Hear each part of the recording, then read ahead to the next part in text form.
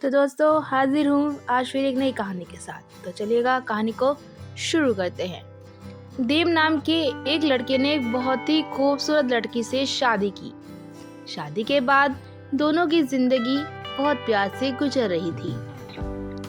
वह उसे बहुत चाहता था और उसकी खूबसूरती की हमेशा तारीफ किया करता था। लेकिन कुछ महीनों के बाद लड़की चर्म रोग से ग्रसित हो गई और धीरे धीरे उसकी खूबसूरती जाने लगी। खुद को इस तरह देख उसके मन में डर समाने लगा।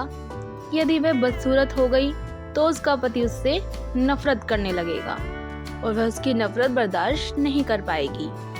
इस बीच एक दिन पति को किसी काम से शहर से बाहर जाना पड़ा। काम खत्म कर जब वह घर वापस लौट रहा था उसका एक्सीडेंट हो गया।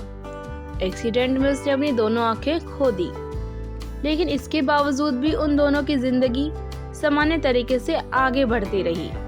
समय गुजरता रहा और अपने चर्म रोग के कारण लड़की ने अपनी खूबसूरती पूरी तरह से गंवा दी।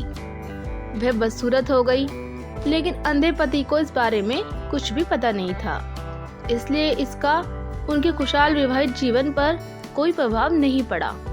वह उसे उसी तरह प्यार करता रहा। एक दिन उस लड़की की मौत हो गई। पति अब अकेला हो गया था। वह बहुत दुखी था। वह उस शहर को छोड़कर जाना चाहता था।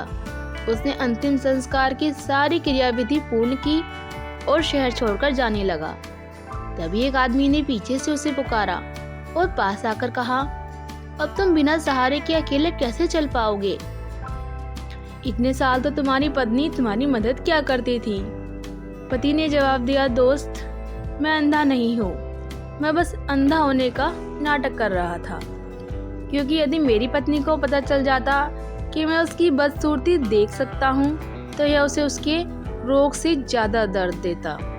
इसलिए मैंने इतने साल अंधे होने का दिखावा किया। वह बहुत अच्छी पत्नी थी, मैं बस उसे खुश रखना चाहता था। तो दोस्तों, इस कहानी से हमें क्या सीख मिलती है?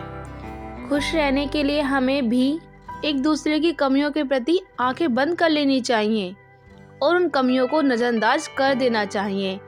ऐसा करने से हमारा वैवाहिक जीवन खुशहाल बना रहता है। तो फिर मिलेंगे एक नई कहानी के साथ। तब तक खुश रहें, स्वस्थ रहें। कहानी को पूरा सुनने के लिए आपका बहुत बहुत धन्यवाद।